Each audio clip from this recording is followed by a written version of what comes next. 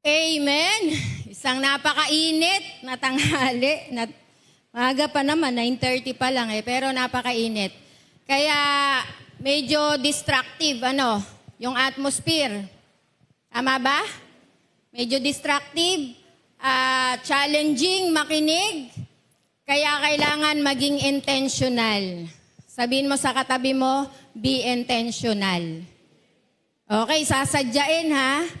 Sasadyain. Talagang madidistract tayo. Parang gusto nating lumabas, parang gusto nating tumayo, parang gusto nating makipagkwentuhan kasi ang init dito sa loob. Pero ulitin ko, sadyain mo. Amen. Be intentional. Sapagkat, grabe isipin mo, nakita lang ni Pastor yung My Day ni Ann at ni Board sa Facebook na nagjo-journal, na-bless na.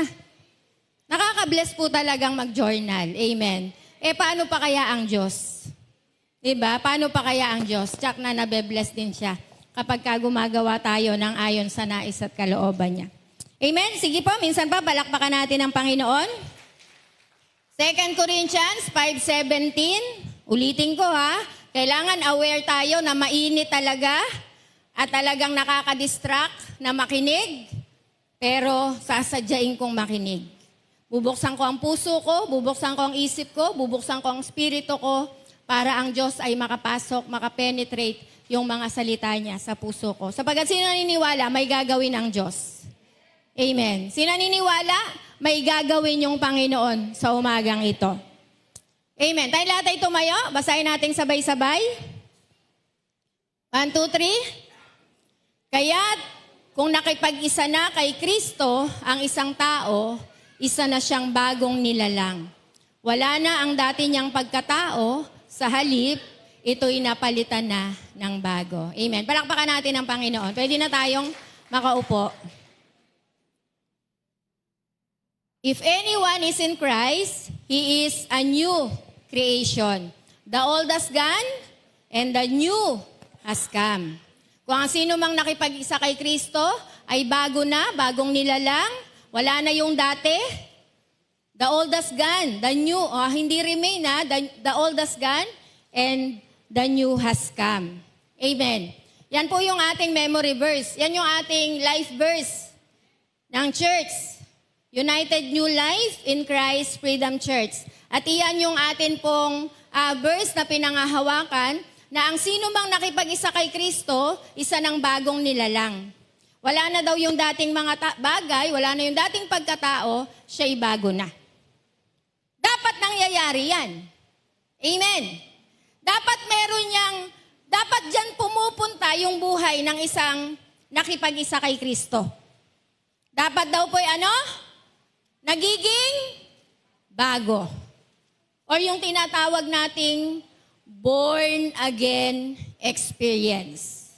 Sino po dito ang mga born again? Pakitaas nga ang kamay.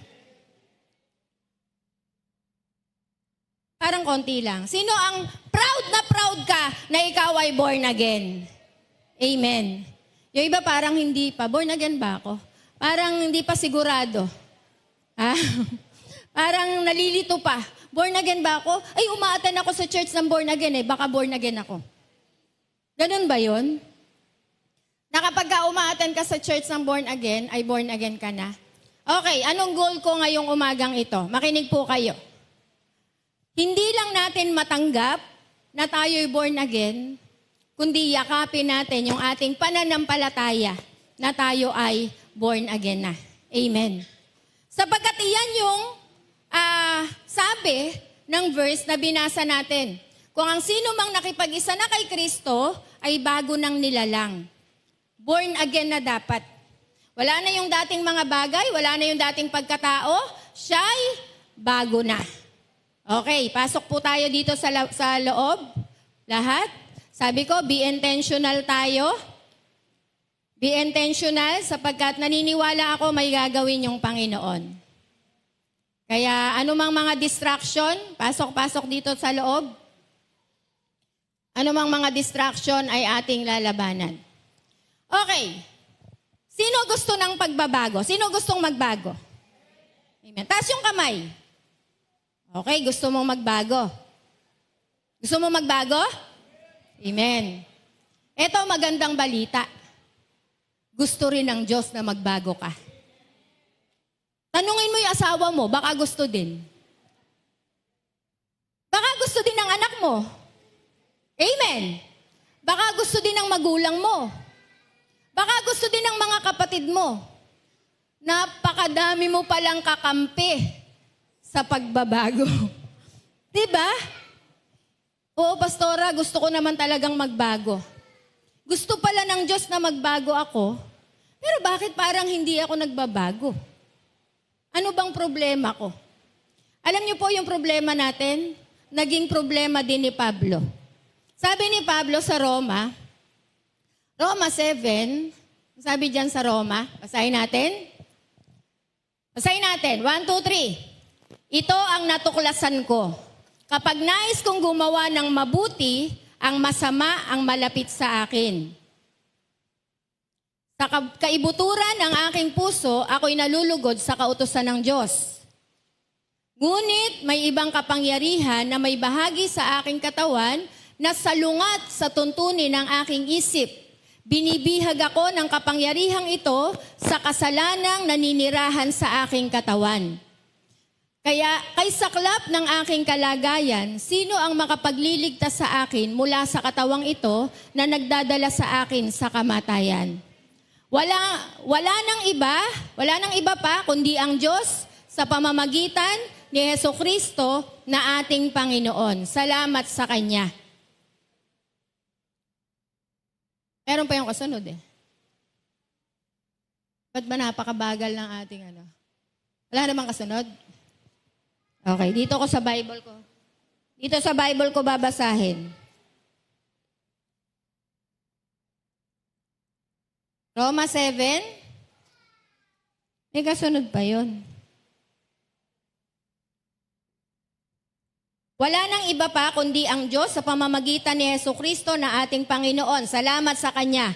Ito nga ang kalagayan ko. Sa aking isip, pinaglilingkuran ko ang kautusan ng Diyos, ngunit sa aking katawang makalaman, pinaglilingkuran ko ang tuntunin ng kasalanan.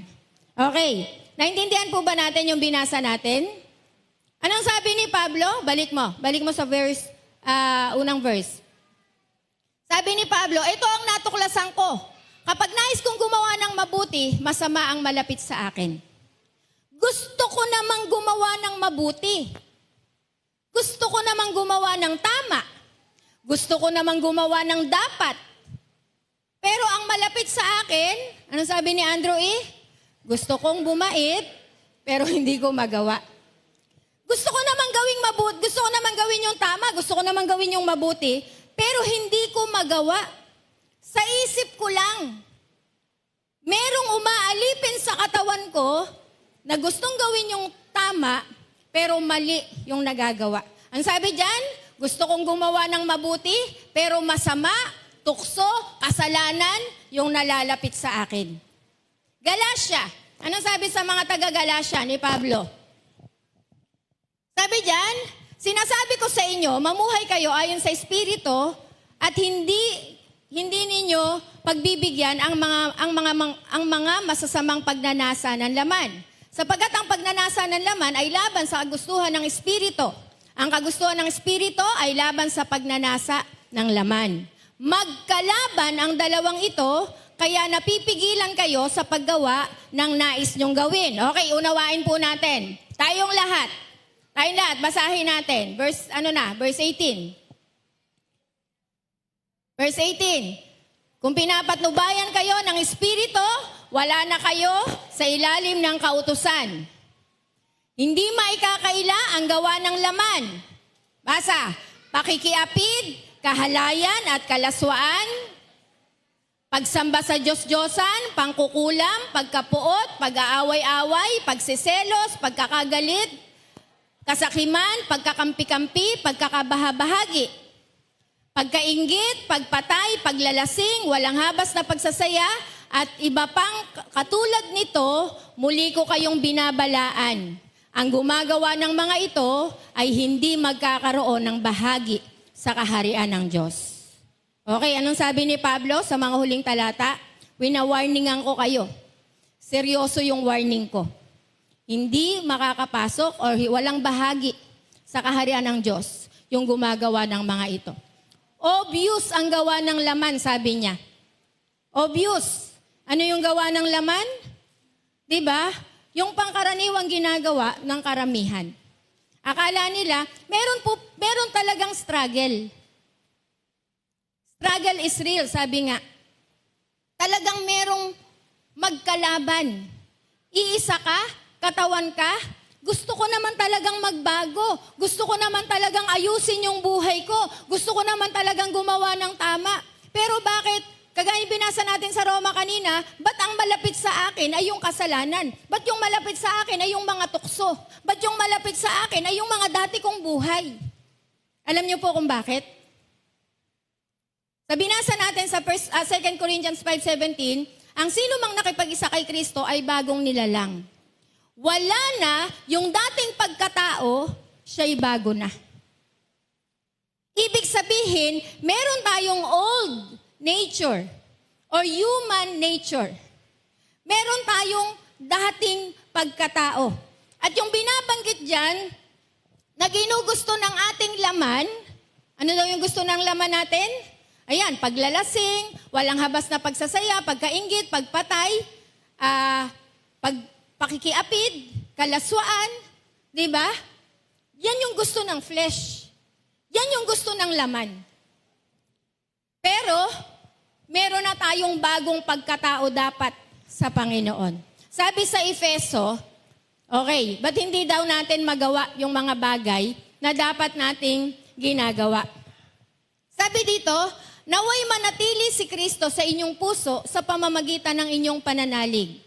Dalangin ko na ang pag-ibig ang maging ugat ng pundasyon sa lahat ng inyong gawain.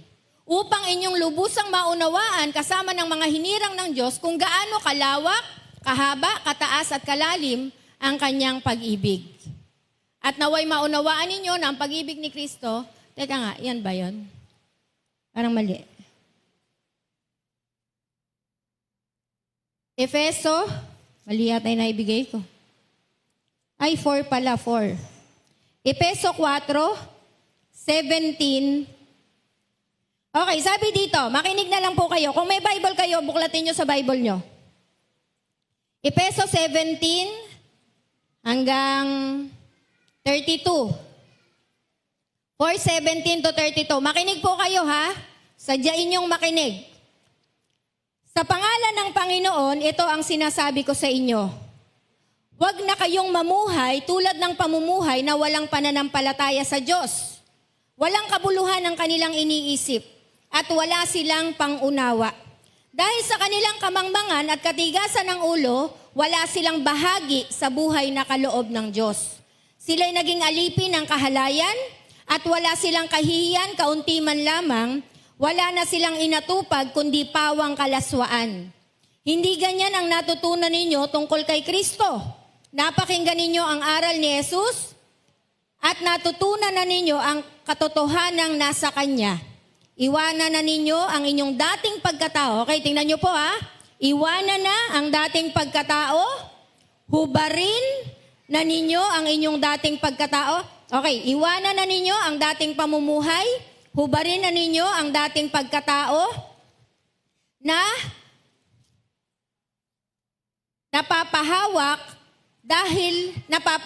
dahil sa masasamang pagnanasa. Magbago na kayo ng diwa at pag-iisip at ang dapat ninyong isuot ay ang bagong pagkatao na nilikhang kalarawan ng Diyos at nahahayag sa matuwid at banal na pamumuhay ayon sa katotohanan. Okay, dyan na lang muna. May tatlong bagay na binanggit si Pablo dito. Hubarin yung dating... Ba yun? Sabi dyan, iwan na ang dating pamumuhay, hubarin ang inyong dating pagkatao, at magbago na kayo ng pag-iisip. Iwan daw yung dating pamumuhay, hubarin yung dating pagkatao, at magbago ng pag-iisip. Okay, kung gusto mo talagang magbago, sabi ko nga po sa inyo kanina, may struggle. Diba? May naglalaban lagi sa loob natin. Gusto ko namang bumait. Gusto ko namang ayusin yung buhay ko. Gusto ko namang seryosohin yung pananampalataya ko sa Panginoon. Pero bakit ganito yung nararanasan ko? Parang bigo pa rin ako. Parang paglinggo lang ako mabait pag nasa church. E di sa church ka tumira. Pag nasa church pala mabait ka eh. Diba? Parang mabait lang ako pagkasama ko si leader, pagkasama ko si pastor. Pero pagka mag-isa na ako, nandun na yung totoong buhay, nandun na yung totoong labanan. Okay. Sabi ni Pablo sa mga taga-Efeso, magbago na ng isip, hubarin yung dating pagkatao, at ano daw? Magbago na ng paraan ng pamumuhay. Kung makikita po natin talaga, marami naman talagang gustong magbago. At maraming inaakala na ang pagbabago ay sa pamamagitan ng pag-anib sa mga relihiyon. Sama ako sa relihiyong ito, baka magbago ako. Ebe kahit pasukin po ninyo yung lahat ng relihiyon, hindi tayo makakaranas ng pagbabago. Diba? Meron talagang kalaban tayo sa loob natin. Okay, ilabas muna natin yung demonyo ha. Wala muna yung demonyo. Tayo na lang muna. Yung sarili nating desire. Yung bagay na nasa loob natin na hindi natin maintindihan. Gusto ko namang sumunod sa Diyos. Gusto ko nga mag-pray eh. Diba? Araw-araw gusto kong mag-pray. Pero pag nahawakan ko na yung cellphone ko, sabi ba ng demonyo, hawakan mo yung cellphone mo? Hindi. Flesh mo yun. Laman mo yun. Human nature mo yun. Diba? Sabi ko nga po sa inyo, minsan, hindi na kailangan ng demonyo para tayo ay gawin natin yung mga bagay na gusto natin. Sinabi ng Panginoong Jesus, diba? The spirit is willing, but the flesh is weak. Gusto ng Espiritu nating mag-pray. Gusto ng Espiritu nating magbasa ng Bible. Gusto ng Espiritu nating mag-devotion. Gusto ng Espiritu nating mag-fellowship. Pero yung laman natin, ayaw.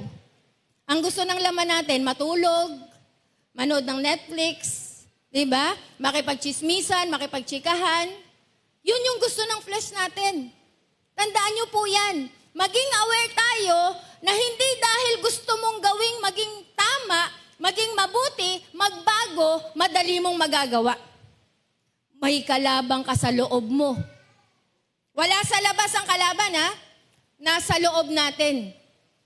Sa binasa natin sa Galatia, sabi doon, yung espiritu ang gawin nating patnubay para matalo natin ang laman. Hindi sinabing para matalo natin ang demonyo. Para matalo natin ang laman natin. Para matalo natin yung old nature natin. Old simple nature natin. Yung makasalanang kalikasan natin. Meron tayong likas na kasalanan. Likas nga tayong rebelde. Diba? Yung mga bata, di naman, kahit hindi mo yan turuang magrebelde, nagre-rebelde yan. Meron tayong mga anak na parang mabait, mukhang mabait, pero meron palang silent rebellion. Diba? Sige, tingnan nyo yung anak nyo. Diba mukhang mabait naman? Parang mabait naman. Pero hindi obvious na nagre-rebelde sa kalooban. Opo, sinful. Meron talaga tayong ganong nature. Meron talaga tayong ganong nature. Lahat tayo, lahatin na natin. Kanino tayo nagre-rebelde? Sa Diyos. Una sa lahat sa Diyos. Bago sa mga magulang natin. Nagre-rebelde tayo sa Diyos. Kung ayaw na, may mga pagkakataong ayaw nating sumunod sa Diyos, di nagre-rebelde tayo sa Diyos. Diba? Ayaw nating makinig sa Diyos, di nagre-rebelde tayo sa Panginoon. Kaya, walang anumang simbahan na pwedeng magpabago sa atin. Tandaan niyo po yan. Walang anumang relihiyon na pwedeng magpabago sa atin. Binanggit ni Pablo sa, balikan natin yung Roma, sa Roma 7, yung huling verse, sino yung makapagliligtas sa akin sa kalagayan kong ito? Diba? Walang iba, kay saklap ng aking kalagayan, sino makapagliligtas sa akin mula sa katawang ito na nagdadala sa akin sa kamatayan? Walang iba, kundi ang Diyos sa pamamagitan ni Hesukristo ang ating Panginoon. Salamat sa Kanya. Amen. Mahirap magbago, pero salamat sa Panginoon, malaki ang pag-asa ng bawat isa sa atin. Sabihin mo sa katabi mo, malaki ang pag-asa mo. Amen. Anong sabi diyan? Salamat sa Diyos. Sa pamamagitan ng ating Panginoong Hesukristo, kaya nating magbago. Hindi ng simbahan o hindi ng relihiyon, hindi ng bilangguan. May kilala ba kayo na nung pinasok sa bilangguan ay adik, nung linabas ay adik pa rin? Totoo. Diba? Nung nilabas, adik pa rin. Pinasok sa bilangguan, minsan nga nadadagdagan pa nadadagdagan pa kasamaan eh. 'Di ba? Nung pinasok mo sa bilangguan ay nagnakaw lang, pero nung nilabas mo sa bilangguan, kaya nang pumatay. Hindi lang magnakaw, kaya pa niyang pumatay. Nadagdagan pa yung mga demonyo na nakuha niya sa bilangguan. Sapagkat walang bilangguan na makakapagbago talaga ng tao. May mga nabilanggo na nagbago, diba? May mga nabilanggo na nagbago. Yung kumanta ng ano ba yung kinanta ni, sino ba yun, di? Yung patungkol sa bilanggo, yung, Butcharbet. Ang kinanta niya yung Diyos yung mga patulungkol sa pagbabago, nabilanggo kasi siya. Si Jonah Ber naman, luklukan, ay pastor na siya ngayon. Adik siya, pusher, at pati mga magulang niya. Balik-balik siya sa bilangguan. Hindi bilangguan ang nagbago sa kanya. Yung salita ng Diyos na naipangaral sa bilangguan. Yung Panginoong Jesus na naipangaral sa bilangguan. Pero yung bilangguan mismo, hindi po nakakapagbago. Amen. Walang relihiyon na makapagbabago, walang bilangguan na makakapagbago, at wala ding yung dream boy mo, or yung dream girl mo, ay pag napangasawa ko yung babaeng ito, magbabago ko. Di nga. Pag napangasawa ko yung lalaking ito, baka tumino na ako. Hindi siguro. Sa una lang. Walang tao na makapagpapabago. Kaya nga sabi ng Biblia, walang iba kundi ang Diyos sa pamamagitan ng Panginoong Jesus. Amen po ba? Kaya, kung gusto mong magbago, makinig ka. Meron 3 paraan, meron 3 koneksyon para tayo ay makapagbago. Alam na natin to, pero gusto kong ulitin at gusto ko muling banggitin para maunawaan po natin. Ano yung 3 koneksyon para tayo ay magbago? Una, sabi sa sa Korinto, kaya kung nakipag-isa na kay Kristo ang isang tao, isa na siyang bagong nilalang, wala na yung dati, sa halip, ito'y napalitan na ng bago. Pangalawa, sabi sa Pilipos, lahat ng ito'y magagawa ko dahil sa lakas na kaloob sa akin ni Kristo. Unang koneksyon para po tayo ay magbago, ay maging connected tayo sa Panginoong Jesus. Amen. Tandaan nyo to, kung hindi tayo connected sa Panginoon, may hirapan tayong magbago. Sabi binasa natin sa Pilipos, lahat ng bagay magagawa ko dahil kay Jesus na nagbibigay sa akin ng lakas.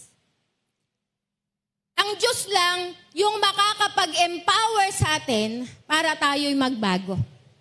Amen. Sabi ni Pablo sa mga taga-Efeso, hubarin na ninyo yung dati nyong pagkatao, magbago na kayo ng pag-iisip, magagawa lang natin yan kapag connected tayo sa Panginoong Jesus. Pag hindi tayo konektado sa Panginoon, tandaan nyo po ito, mahihirapan tayong magbago. Tandaan nyo yan. Hindi kakayanin ng isang tao, taon-taon nga pangarap nating magbago. Diba? Taon-taon, meron tayong resolution, magbabago na talaga ako. Aayusin ko na talaga yung buhay ko. Magiging organized na talaga ako. Iaayos ko na talaga yung pera ko. Iaayos ko na talaga yung trabaho ko. Iaayos ko na yung buhay ko. Iaayos ko na yung pamilya ko. Lahat gusto nating ayusin. Lahat gusto nating baguhin. Pero nangyayari po ba? Diba? Mga una, 2 linggo, medyo kaya nating magbago. Gusto ko pong sabihin, kailangan natin ng power. Amen. Kaya sabi diyan, kung ikay nakipag-isa kay Kristo, hindi kay pastor ha, hindi kay leader. Kanino? Kay Kristo, sa Panginoong Jesus.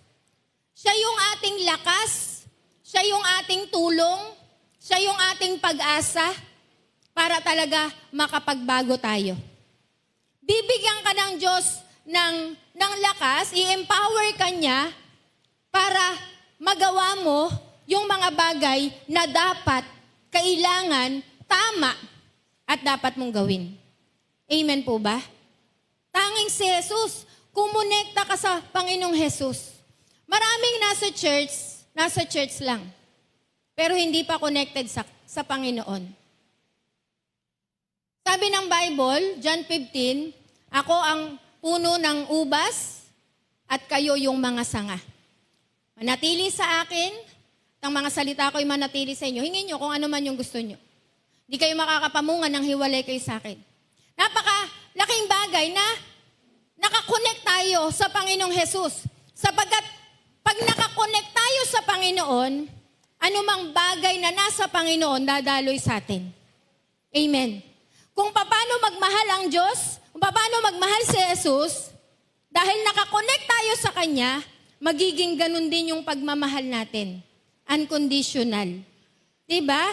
Hindi namimili. Si Jesus ba may pinili na mamahalin? Diba? Sabi sa John chapter 8, talaga namang batas ni Moises, batas naman talaga ng Biblia, na kapag ka nahuli sa pangangalo niya, yung isang tao, babatuhin hanggang mamatay. Si Mary Magdalene. Si Maria Magdalena. Sabi doon, Panginoon, nahuli namin to sa pangangalo niya. At ang batas ni Moises, ayon sa Leviticus, babatuhin siya hanggang mamatay. Pero binato ba ni Jesus? Hindi. Hinahatulan na ng mga tao, pero si Jesus, ang ipinakita niya ay compassion at pagmamahal. Amen. Napakadali pong humusga. Diba? Ako lagi kong nilalagay sa isip ko, sa puso ko, Panginoon, humahatol ba ako? Kapag ka merong mga bagay na nangyayari, yun agad yung tanong ko. Aware ako na Panginoon, baka humahatol na yung isip ko, tulungan mo po ako. Kasi napakadaling mag-judge. Kaya ang prayer ko na lang agad, Lord, bigyan mo po ako ng puso na naaawa, na nahahabag. Kasi napakadali nating humatol. Pero kung connected tayo sa Panginoon, siguro po isa yun sa bagay na magiging aware tayo. Konektado tayo sa Panginoon, paano magmahal yung Panginoon, paano tumulong yung Panginoon, paano magmalasakit yung Panginoon, paano magbigay yung Panginoong Jesus. Kasi kung connected ka kay Jesus, ang dadaloy sa iyo ay yung ginagawa din ng Panginoon. Amen. I can do all things through Christ who strengthened me. Hindi ko kayang magpatawad, pero bibigyan ka ng Diyos ng lakas para makapagpatawad. Hindi ko kayang magmahal ulit. Hindi ko kayang tumanggap. Hindi ko kayang magpakumbaba. Yes, totoo po, napakarami nating bagay na hindi kaya. Sobrang daming bagay na hindi talaga natin kaya. Lalo't nasaktan ka, lalo't nagka-trauma ka, lalo't dala-dala mo yung sakit mula pagkabata mo, napakahirap gumaling. Napakahirap gumaling. Lahat tayo may mga trauma. Lahat tayo siguro nakaranas tayo ng rejection. Lahat po tayo nakaranas tayo ng iba't ibang rejection sa buhay. Kaya minsan, para sigurado, itatabi na lang natin yung sarili natin. Masyado na lang tayong magiging reserve. Hindi na lang natin masyadong i-open yung sarili natin. Pero alam nyo po, kapag ka tayo ay nakonekta sa Panginoon, Lahat ng mga bagay na dala-dala natin. Kita mo yung katabi mo parang ang lusog. Mukhang healthy naman. Pero sa loob niyan, may sakit. Diba? Sa loob niya, napakaraming dinaramdam. Sa kalooban niyan, kaya nga ganyan siya trapog, ganyan siya manrato ng tao. We cannot give what we don't have. Kung ano lang yung meron tayo, yun lang yung naibibigay natin. Kaya kung puro masasakit na salita yung natanggap natin, puro masasakit na salita lang din yung lalabas sa atin. Kaya kung puro rejection yung natanggap natin mula pagkabata natin, lahat din lang ng rejection, yun din lang yung kaya nating ibigay. Alam niyo po ang problema sa atin, hindi tayo galing.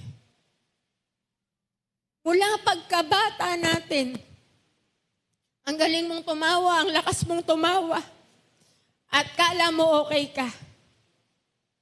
Pero hindi natin namamalayan sa relasyon natin sa iba, doon natin na ibibigay, doon natin na ibubuhos. Diba? May mga nanay, merong isang nanay sa Hagunoy, napakalupit niyang paluin yung anak niya. Kahit ayaw niya. Talagang pag pinalo niya, lahat ng kalupitan hanggang mabali na yung pamalo niya. At nagtanong siya sa isang teacher namin sa Bible School. Sabi niya, "Ma'am, bakit ganun ako magparusa sa anak ko? Ayoko namang gawin yun." Hanggang sinabi ng teacher namin, "Baka ginagawa sa'yo yan ng nanay mo noon, ng tatay mo. At naalala nga niya, yun yung ginagawa sa kanya." Kaya, ganyan tayo kasi yun yung nakuha natin. Pero alam niyo po, pag kumonekta tayo sa Panginoon, yun yung unang pagagalingin sa atin ng Diyos. Amen.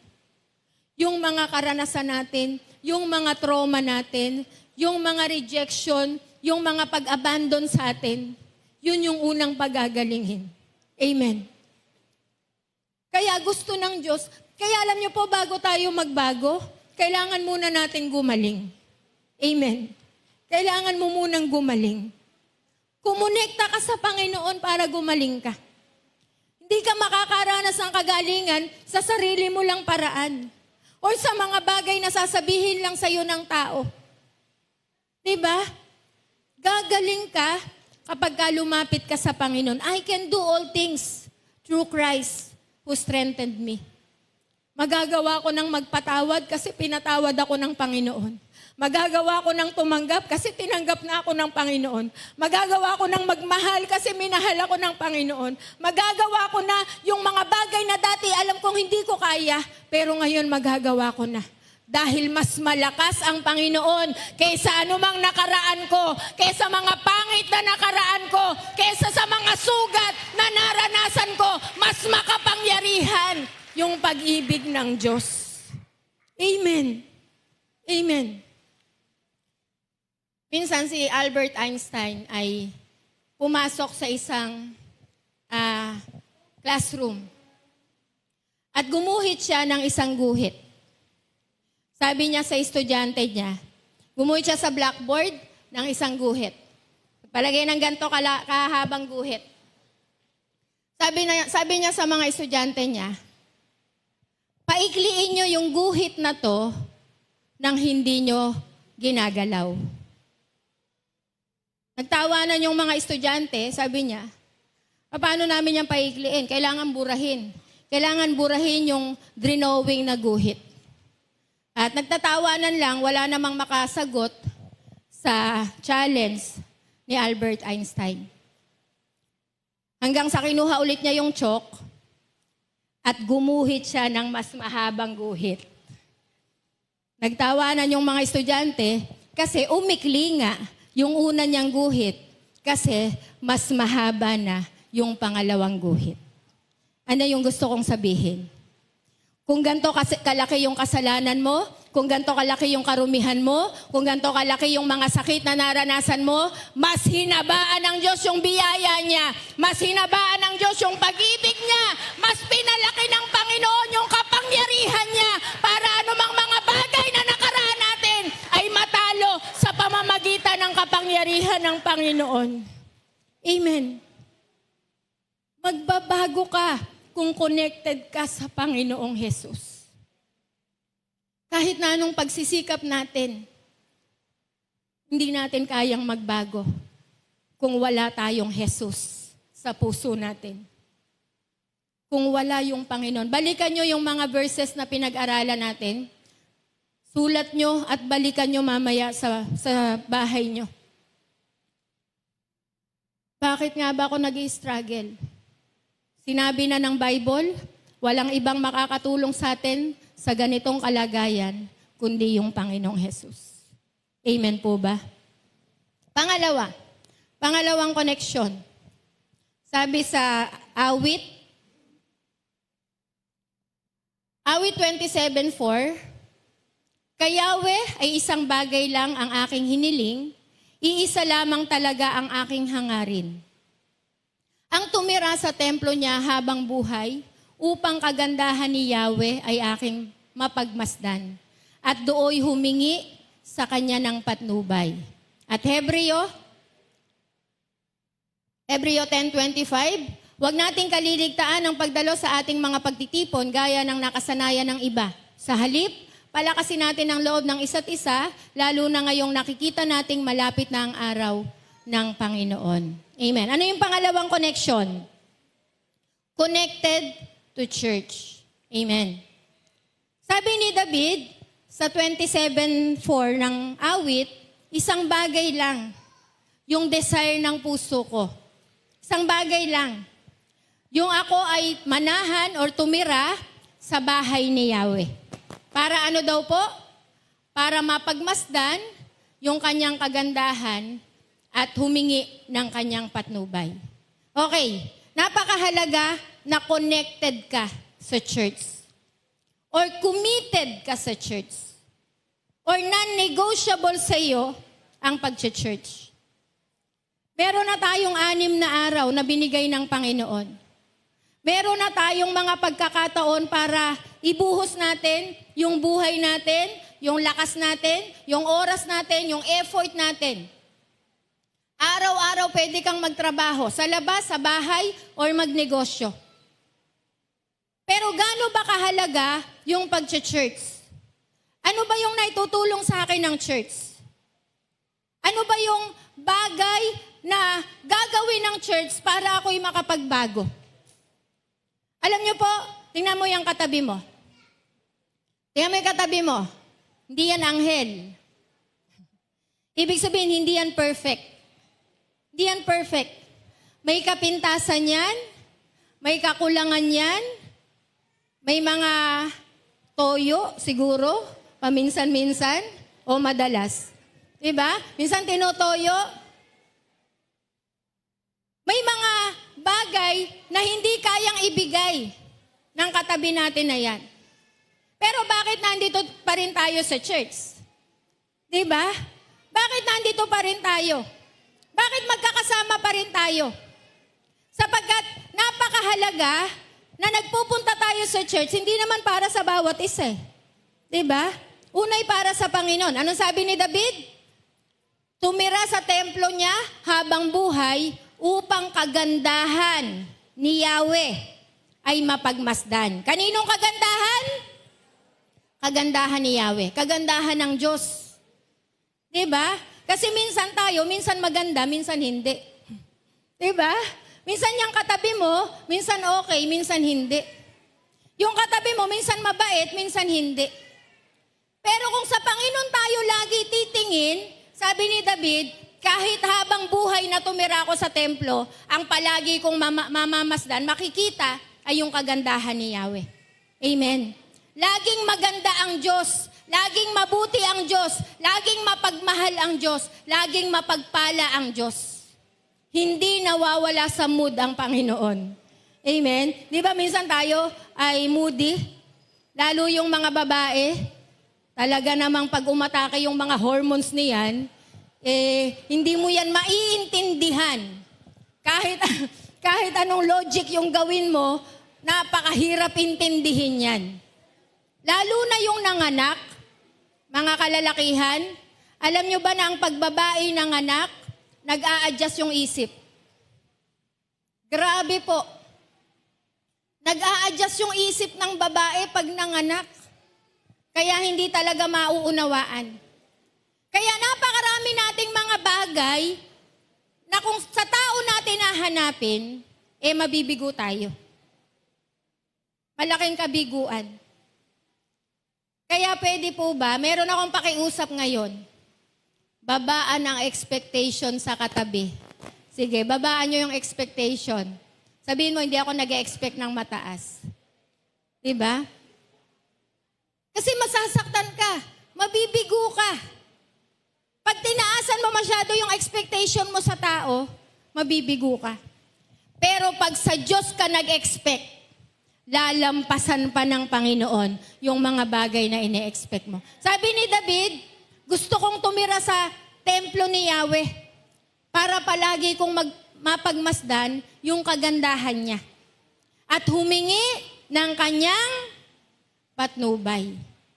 Kaya nandito tayo sa church, hindi para sa isa't isa lang. May tulong po yung isa't isa. Anong sabi sa Hebreo? Balikan natin yung Hebreo. Huwag nating kaligtaan ang pagdalo sa ating pagtitipon gaya ng nakasanayan ng iba. Sa halip, palakasin natin ang loob ng isa't isa, lalo na ngayong nakikita nating malapit na ang araw ng Panginoon. Pag nandito tayo sa church, di ba, makita pa lang natin yung isang kapatid natin, lumalakas na yung loob natin. Lalo na't alam mo na may mga pinagdadaanang problema. Lalo na't alam mo na may karamdaman. Lalo na't alam mo na talagang may pinagdadaanang kahirapan, pero nakangiti pa rin, masaya pa ring, ikaw na-encourage ka. Ikaw natutuwa ka. Ikaw nasisiyahan ka.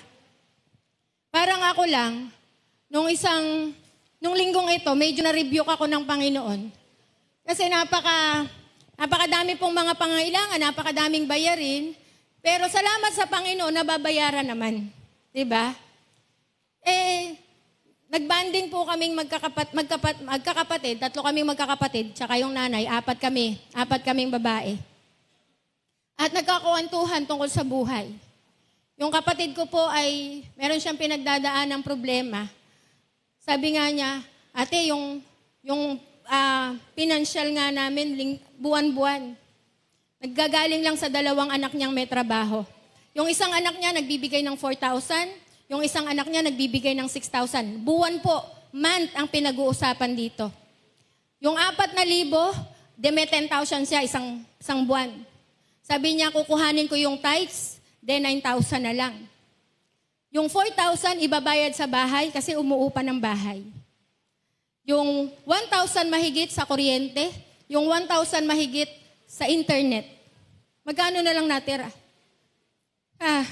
3,000 na lang po yata yung natira o baka 2,000 na lang. Pagkakasyahin niya yon, 5 sila sa isang buwan.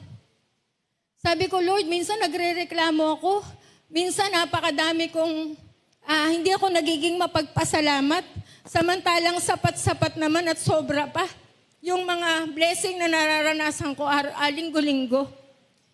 Pero itong kapatid ko, grabe yung, alam niyo yung, kailangan mo ng matinding wisdom para i-budget yung ganun kaliit na iba-budget.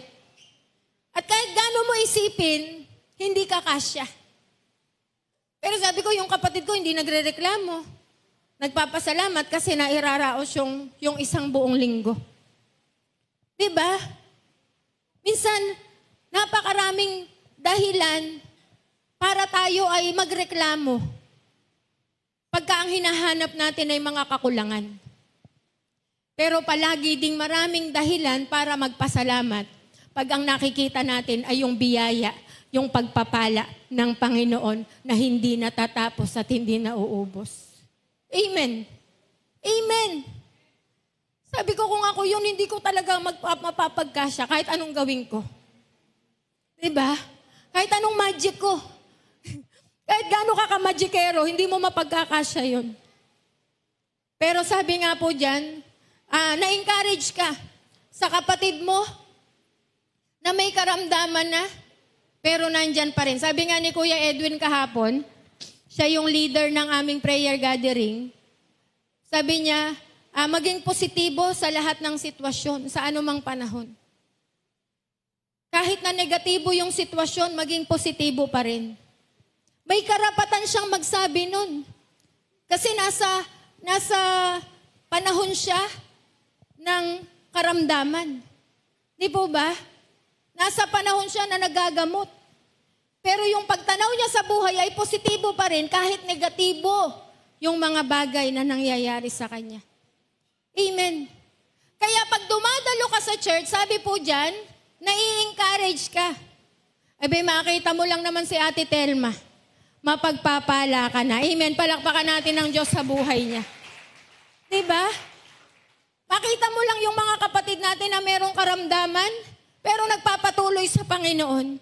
Kaya sabi dyan, huwag nating kaligtaan yung pagtitipon. Huwag mong kaligtaan yung pag-church. Huwag mong kaligtaan yung pagsisimba. Nakakalungkot yung iba. Sabi po dyan, wag nating kaliligtaan ang pagdalo sa ating pagtitipon gaya ng nakasanayan ng iba. Bakit nakasanayan na yung hindi pagdalo? Mas mahalaga yung labahin ko. Di muna ako mag-church kasi maglalaba muna ako. Di ang Diyos mo ay yung labahin mo. Siya na yung sinamba mo. Siya na yung inuna mo. Meron akong bisita. Mahalaga yung mga taong pupunta. Kahit na sinong tao yan. Mas mahalaga pa rin ang Diyos dyan. Amen po ba? Kaya kung connected tayo sa Panginoon, kung connected tayo sa church, committed ka sa church, tandaan nyo po, magiging posible yung pagbabago. Dito natin nararanasan yung presensya ng Diyos. Amen. Dito natin nararanasan yung pagyakap ng Panginoon. Kung sa worship pa lang, totoo yung puso natin, bukas yung puso natin sa worship, di ba? I was made to bless you. I was made to praise you. Nilikha tayo ng Diyos para sa Kanya. Hindi tayo para sa trabaho lang. Hindi tayo, yung katawan natin, yung buhay natin, hindi pang negosyo lang. Yung buhay natin, yung katawan natin, hindi pang bahay lang. Ito'y para sa pangsamba sa Panginoon. Amen. Ito'y para sa paglilingkod sa Diyos. Ito'y para sa pagbibigay ng pagpapasalamat sa Panginoon. Alam niyo po ba, gumagayak pa lang tayo, sumasamba na tayo sa Panginoon. Amen. Yung dumating ka lang ng maaga, pagsamba mo na yan sa Diyos. Yung kagabi pa lang, nakakondisyon ka na, nakakondisyon na yung puso mo, aagahan ko yung pagpunta ko sa church kasi magwo-worship ako sa Panginoon. Worship mo na yun sa Panginoon. Hindi yung actual na nandito na tayo, saka pa lang tayo nakakasamba. Hindi po. Kagabi pa lang. Kagabi pa lang, nakikita na ng Diyos kung paano tayo naghahanda para sa pagsamba sa Kanya. Kaya napakahalaga, hindi ka lang connected sa church, committed ka. Committed ka. Alam niyo po ibig sabihin ng committed? May puso ka sa church, kaya mong magbigay, kaya mong magtapat, kaya mong mag-tithes, mag-offering, nakalagay na yung puso mo para sa Panginoon. Yung iba, kayang ibigay yung katawan pero hindi yung bulsa. Kayang ibigay yung oras pero hindi yung bulsa. Diba? Maraming ganun. Kayang ibigay yung oras pero hindi yung bulsa. Baka pagka babautismuhan, itataas mo na yung wallet.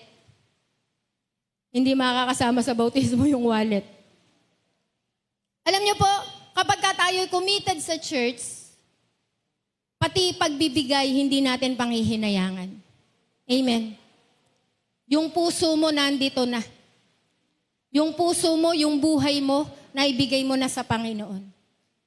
Kaya mararanasan mo yung pagbabago. Mararanasan mo yung napakaraming pagbabago. Kapag committed ka sa Diyos, alam mo yung prioridad mo. Natatama yung prioridad mo. Kapag committed ka sa church, natatama yung puso mo. Natatama yung desire mo. Natatama yung mga bagay na dapat mong ginagawa. Sapagkat tinutulungan tayo ng church. Naririnig natin yung salita ng Diyos dito. May fellowship tayo dito. Mayroon tayong worship dito. At sa pamamagitan noon, nakikita mo po, unti-unti nagkakaroon ka ng pagbabago. Dati hindi ka naman marunong mag-worship eh. Di ba? Sa simbahan ba natin dati, nag-worship tayo? Hindi. Basta umaten ka, basta dumalo ka, nakapagsimba ka na noon. Kahit nga nasa labas ka at nakikipagkwentuhan lang, pag uwi mo sa bahay, sinabi mo, nagsimba ka. Pero ang totoo, nakipagkwentuhan ka lang. Pero dito, tinuturuan tayong sumamba. Sabi ng Bible, Romans 12:1, kaya nga mga kapatid, alang-alang sa mayamang habag ng Diyos, na i-offer natin. Pakinggan nyo ha, i-offer daw natin yung ating mga katawan bilang haing buhay, banal, at kaaya-aya sa Diyos na siya nating karampatang pagsamba. Okay, ano i-offer? Katawan. Kaya kung ang katawan mo'y iniingatan mo, kung ang katawan mo'y inaalagaan mo, yung bisyo, yung puyat, yung pagpapabaya, hindi dapat po yan ibinibigay sa katawan. Sapagkat ang i-offer natin katawan bilang haing buhay. Pero pupunta ka sa church, inaanto ka kasi puyat ka kagabi. Tama bang sakripisyo yon? Tama bang offering yon para sa Panginoon? Yung pupunta ka dito, pero distracted ka kasi meron kang ibang iniisip, nasa bahay mo'y problema, na nasa bahay mo'y meron kang iniwan. Alam niyo po, napakahalaga na ino-offer natin yung ating mga katawan. Amen. Kalooban ng Diyos yung kalakasan, kalusugan at kagalingan. Pero, binigyan tayo ng karunungan para pamahalaan yung ating katawan.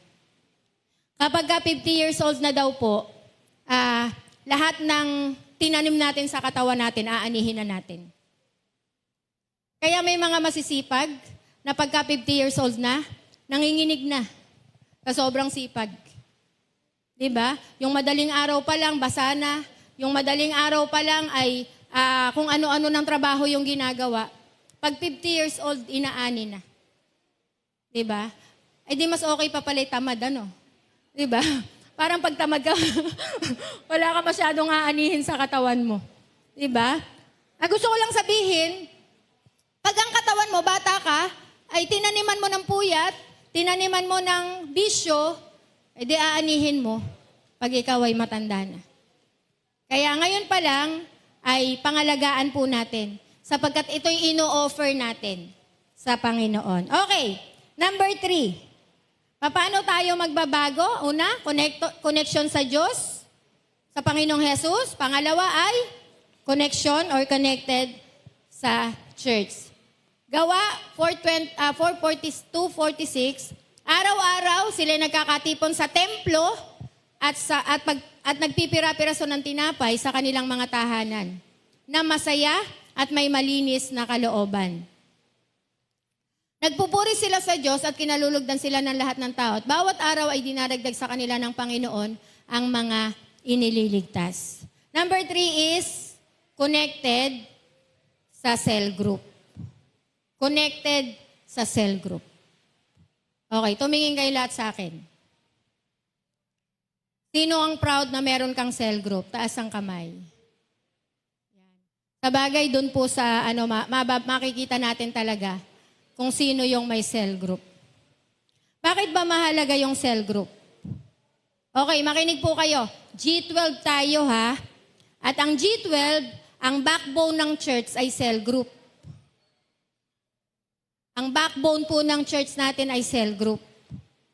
At sa mga tumutugtog dito, sa mga leaders, lagi ko itong sinasabi, secondary lang yung mga ginagawa niyong ministeryo. Tumutugtog ka, secondary lang yan. Hindi yan yung primary. Ang primary ministry mo ay yung cell group mo. Ang primary at ang priority dapat na ginagawa mo, pinaghuhusayan mo, ay ang cell group mo. Bakit ba kailangan akong mag-cell group? Ano bang maitutulong sa akin ng cell group na yan? Bakit dapat nagse-cell group? Marami po dito hindi pa nakapaloob sa cell group. Pero alam niyo po ba kung gaano kaganda yung cell group? Ang cell group, para maunawaan ng iba, ito po ay small group, pagsasama-sama ng mga bago or mga dating mananampalataya once a week. Once a week lang. Isang oras sa loob ng isang linggo, merong isang leader or facilitator. Siya yung magpapacilitate sa mga sharing, mga patotoo, mga bagay na naranasan or salita ng Diyos sa loob ng isang linggo. Yun po yung cell group. Doon sa cell group, alam nyo bakit napakahalaga ng cell group? Ano yung ating Great Commission? Ano yung ating vision? To win souls and make disciple. Yan po yung bilin-bilinan sa atin ng Panginoong Jesus. Natatandaan nyo po, noong Resurrection Sunday, yan yung ating tinalakay. Diba? Sabi ng Panginoon, kaya nga humayo kayo, gawin yung alagad ko yung lahat ng bansa, bautismohan nyo sila sa pangalan ng Ama, ng Anak at Espiritu Santo, turo ang sumunod sa lahat ng inuutos ko. At sasain nyo ako hanggang sa wakas ng panahon. Sa cell group, nandun yun. Yung Great Commission, to win souls and make disciple.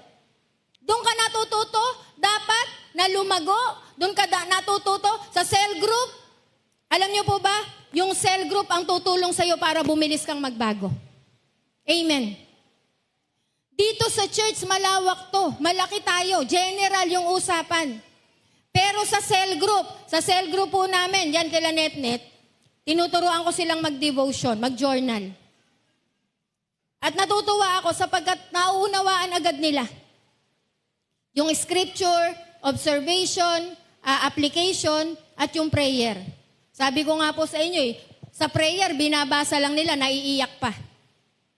Binabasa nila yung prayer nila, nag-iiyakan. Bakit? Kasi yun yung talagang panalangin nila. Personal nilang panalangin yun. Sapagkat nakita nila na meron talagang nagbabago sa kanilang mga buhay. Kaya pag hindi ka nakapaloob sa cell group, alam niyo po ba ang cell group? Community to. Community mo to. Pinag-aralan natin si Bartimeo. Anong sabi ni Bartimeo?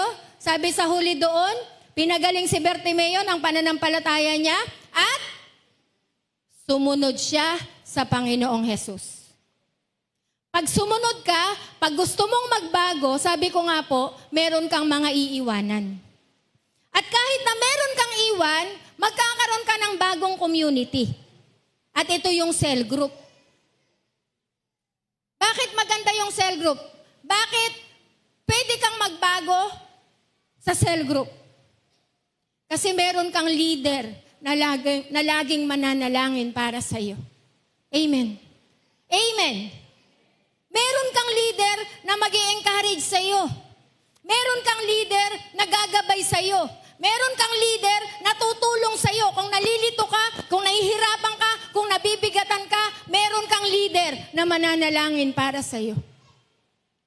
Kaya sa mga walang cell group, gusto ko pong encourage, pumaloob kayo sa cell group. Kailangan connected tayo sa cell group.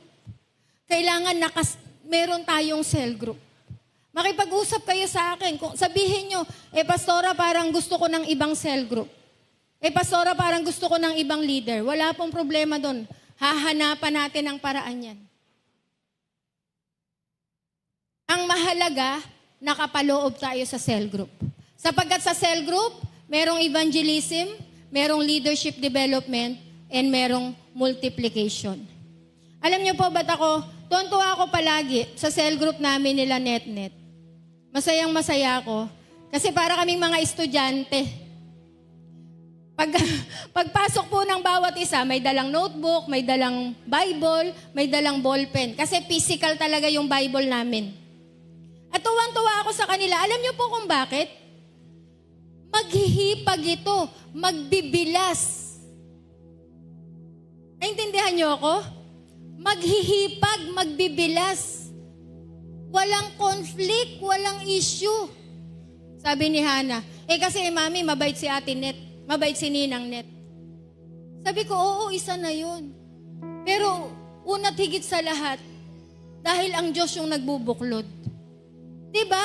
Kapag ka sinabing in-laws, pag narinig mo yung salitang yung mga magbibilas nga lang Parang pag narinig mo yung magbibilas, ang nakikinakinata mo agad ay inggitan, diba? Parayawan, pahusayan, pagalingan. Parang ganon, parang pataasan.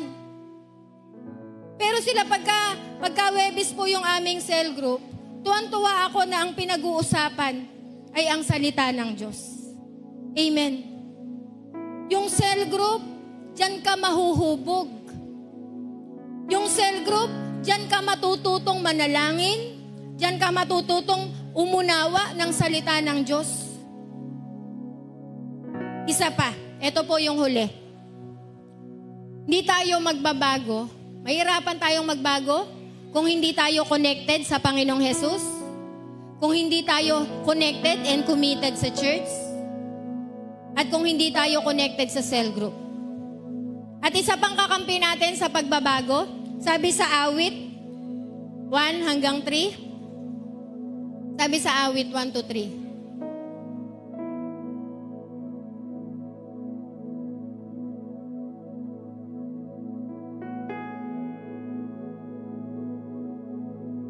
Sabi sa awit, ito po yung huling verse natin.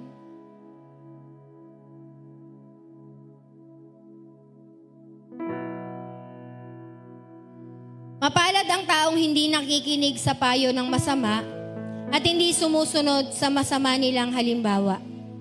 Hindi sila nakikisama sa mga kumukutya at hindi nakikisangkot sa gawaing masama. Sa halip, kasiyahan niyang sumunod sa kautusan ni Yahweh, binubulay-bulay niya ito araw at gabi. Katulad niya ay punong kahoy sa tabi ng isang batisan, laging sariwa ang dahon at namumunga sa takdang panahon. Anuman ang kanyang gawin, siya'y magtatagumpay. Amen.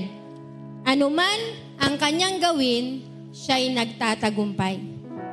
Sabi ng Bible, mapalad daw ang tao na hindi naaakit ng masama. Mapalad ang taong hindi sumusunod sa payo at maling halimbawa ng masama. Niloko ka ba ng asawa mo? Sige, lokohin mo din. Diba? Yun yung mga payo ng masasama. Pero ang sabi dyan, mapalad ka kung hindi ka sumusunod doon. Mapalad ka kung matatag ka. Mapalad ka kung hindi ka marupok. Na kahit anong sinasabi, anong payo ng masama, na hindi ayon sa nais at kalooban ng Diyos, meron kang standard. Ano yung standard mo? Sabi sa verse 2, kundi ang kanyang kasiyahan ay nasa kautusan ng Panginoon. At sa kautusan ng Diyos, nagbubulay-bulay siya araw at gabi. Mahihirapan kang magbago kung wala kang standard. Walang pamantayan yung buhay mo. Ang pamantayan mo'y Facebook, ang pamantayan mo'y mundo. Diba? Yung nakita ko naman sa sanlibutan pwede namang magsama kahit hindi kasal. Pattern po yun ng mundo. Pattern yun ng sanlibutan. Diba? Testingin natin, mag-live-in muna tayo. Kapag ka-click tayo, saka tayo magpakasal. Hindi yun yung pattern ng Diyos. Ang pattern ng Panginoon ay humarap sa Kanya. Diba? Sa sagradong matrimonyo ng kasal. Napakaraming nakakalito pag wala kang standard. Pero pagka meron kang standard, sabi dyan, kundi ang kanyang kasiyahan ay nasa kautusan ng Panginoon. At sa kautusan na yon, nagbubulay-bulay siya araw at gabi. Ano daw magiging resulta? Siya'y parang punong kahoy na itinanim sa tabi ng tubig. Pag nakatanim ka sa tabi ng tubig, ano aasahan mo sa puno? Laging sariwa. Laging fresh. Hindi yan matutuyo. Kahit may El Nino, kaya niyang kumuha ng tubig na sarili. At ang sabi dyan, yung kanyang dahon, laging sariwa. At namumunga sa kapanahunan. At anumang kanyang gawin, ay tiyak na magtatagumpay. Gusto kong magbago pero parang lagi akong bigo. Pero sabi ng salita ng Diyos, anumang kanyang gawin ay magtatagumpay. Gusto mong magbago? Ang kakampi mo'y Diyos, ang kakampi mo'y church, ang kakampi mo'y cell group, at ang kakampi mo'y salita ng Diyos. Anuman ang iyong gawin, Tsak, magtatagumpay ka. Amen. Amen. Amen. Kaya hindi pwede na sarili lang natin. Nasa sarili nga natin yung kalaban. Yung old nature natin nandyan pa, nabubuhay palagi. Kaya hindi ka pwedeng mag-expect na, ay pag binautismohan na ako, meron na talaga akong bagong buhay. Dapat. Talaga. Kaya lang palaging meron tayong dating pagkatao. Tandaan nyo po yan. Laging bumabalik yung dati nating pagkatao. Kaya ang kailangan nating gawin, ipailalim yan, isuko yan sa Panginoong Hesus. At araw-araw, yung salita ng Diyos, gawin natin tong pamantayan. Ano bang sabi ng Panginoon para ako'y mabuhay, para ako'y magpatawad, para sa pagbibigay? Lahat po, lahat ng kailangan natin nandito. Basahin nyo yung aklat ng Kawikaan. Tamang-tama, May 3 pa lang ngayon. Simulan nyo sa verse 1. Araw-araw, isang chapter. Simulan nyo sa chapter 1. Sa loob ng isang buwan, matatapos nyo yung Proverbs. Practical na aklat. Napaka-practical po niyan. Patungkol sa timbangan, patungkol sa pagpapautang, patungkol sa kapitbahay, patungkol sa relasyon, patungkol sa moral. Lahat ng tanong natin, sasagutin ng Proverbs.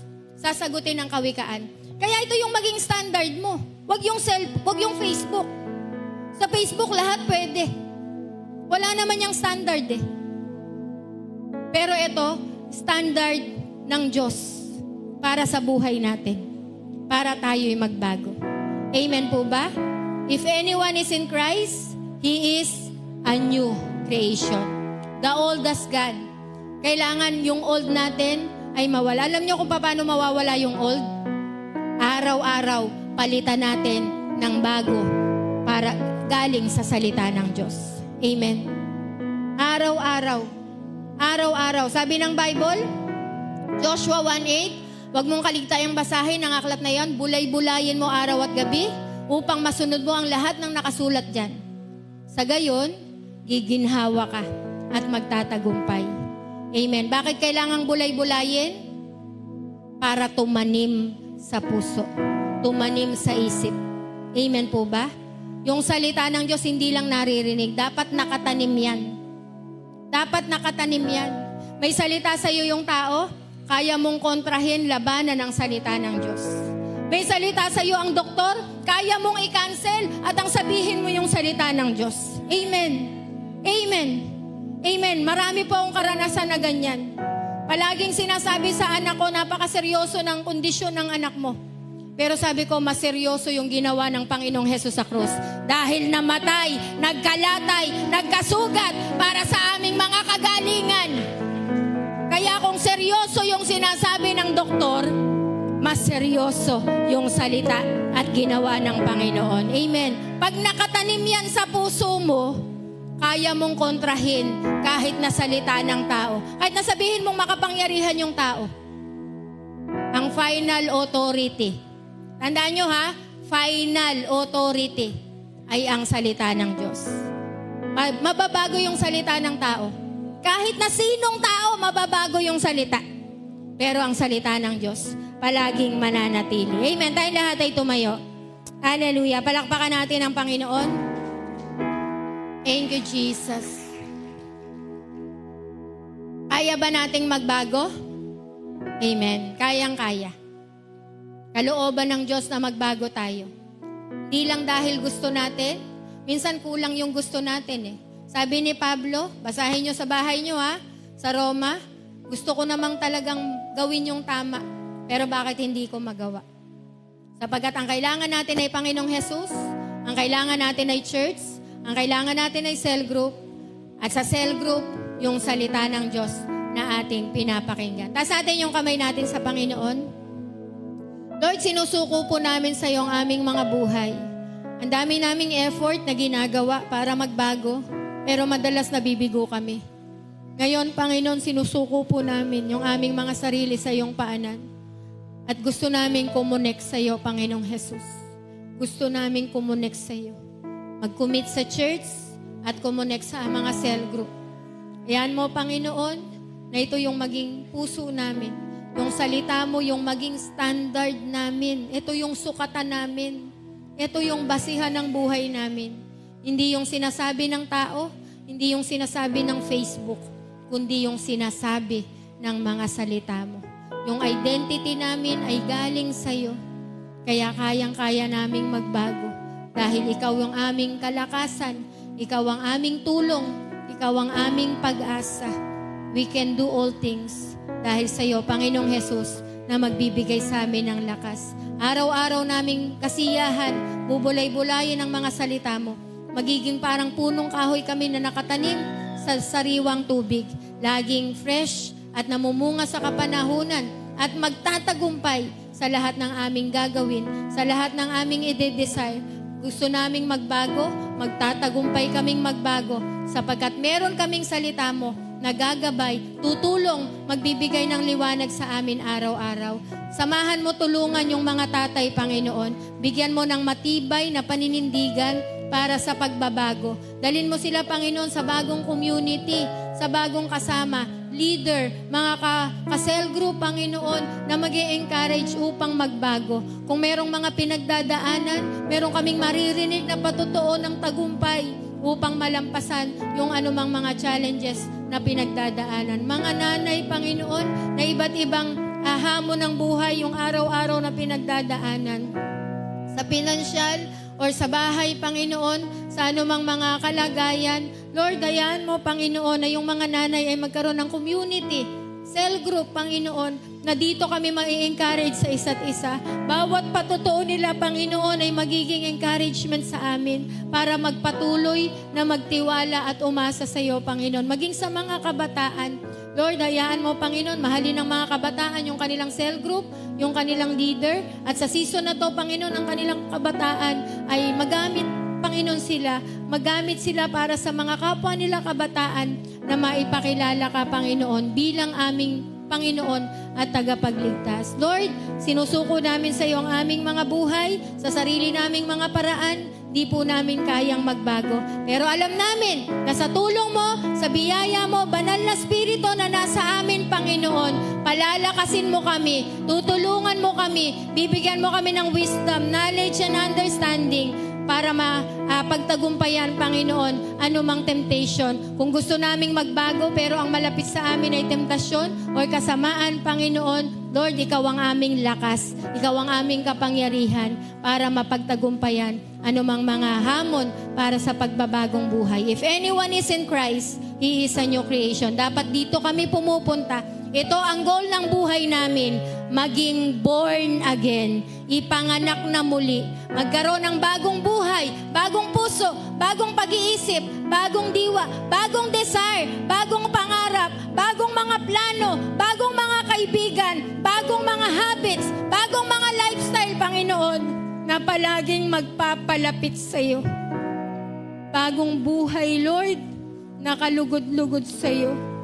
Bagong puso, Panginoon, na laging nagpapakumbaba sa iyo. Bagong mindset na gustong sumunod palagi sa kalooban mo. Bagong habits na laging dinidevelop araw-araw na pag-aralan yung standard ng buhay namin. At bagong lifestyle, baguhin, Panginoon, yung aming mga dating pagkatao, alisin yung lumang pagkatao at palitan ng bagong pagkatao, Panginoon, na nasa aming Panginoong Hesus. Tulungan mo po ang bawat isa, mga tatay, mga nanay at mga kabataan. Purihin ka po sa pangalan ng aming Panginoong Hesus. Amen, amen, amen.